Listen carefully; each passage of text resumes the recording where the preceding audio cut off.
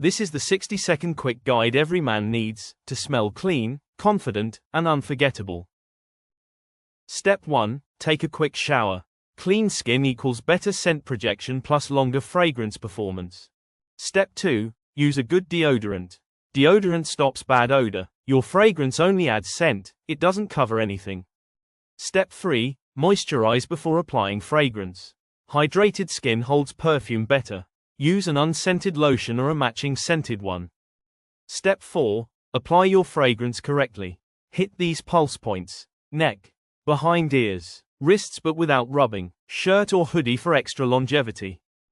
Step 5. Reapply your fragrance lightly during the day, just 1 or 2 sprays, to stay fresh without ever becoming overpowering. Step 6. Keep your clothes fresh.